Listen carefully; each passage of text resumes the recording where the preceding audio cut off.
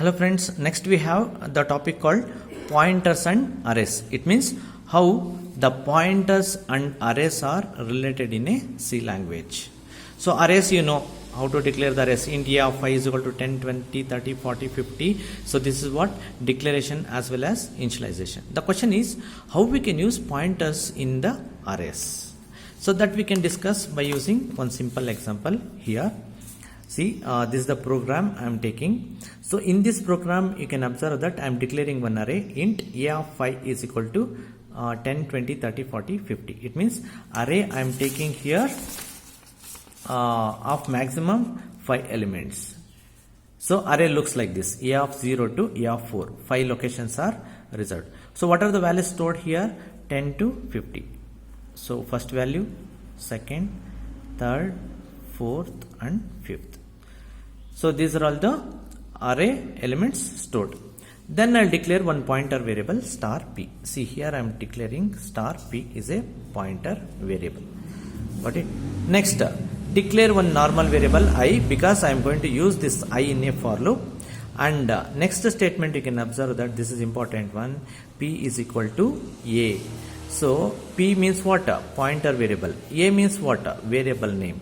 So you can ask that why pointer is not initialized by ampersand, because this is the array concept, right? So when we are having arrays, if I initialize only the name of the array, it's enough so that the starting address of the array is going to be stored in a pointer automatically. If I want to access the next location of the array, by default by incrementing the pointer, we can jump to next location addresses. Got it? So what is the meaning of this one? The pointer p is pointing to the starting address of the array. Pointer p is assigned to the starting address of the array. Got it? So when I have the starting address, easily I can jump to next addresses. It is like in a quarters, police quarters or any quarters, if you consider, all the houses will be in a sequence of line, right? So if I know the starting number of the starting house number, automatically I can go to the next house number because it is in a sequence, right? In the same way, arrays also having all the locations in a sequence order. Got it? So that's why if I know the starting address, then it is easy to go to the next locations. That's why it is assigned without ampersand here. P is equal to A. Got it? It means the P pointer is pointing to the first address location. Then use one for loop. I is equal to 0, I less than 5, I plus plus. Condition true. 0, I value 0. Whether 0 less than 5, yes, condition true. So here inside the for loop, we are having two statements. One is printf %d / t star p.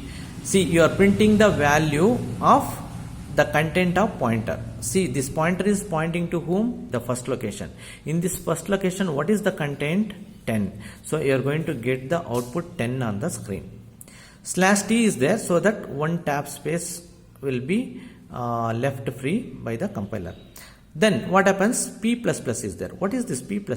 Pointer ++ increment operator. See, pointer is pointing to this location. No, then pointer will be incremented to next location. This is called increment operator.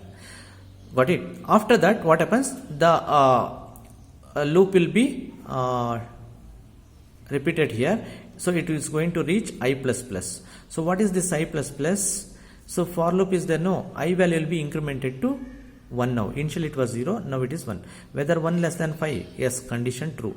When this condition true, once again you are going to execute these statements. Printing the value of star p. Now star p is pointing to whom? Second location. In this location, what is the value stored? 20. So 20 prints here. Then /t is there so that some space will be left here. Then increment the pointer ++. So pointer will be incremented to next location. Then for loop will be incremented. I value increments. I value is how much now? 2. Whether 2 less than 5? Yes, condition true.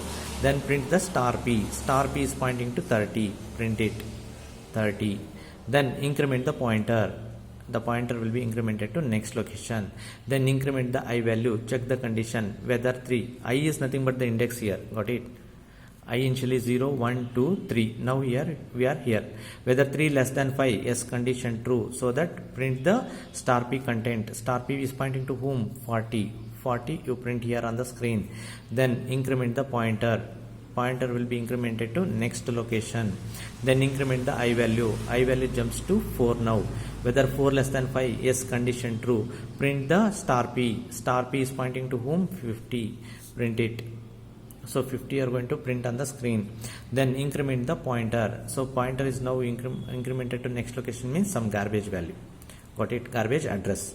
So we need not to worry about that. Then the pointer will be loop will be repeated and I value will be incremented to 5. Got it?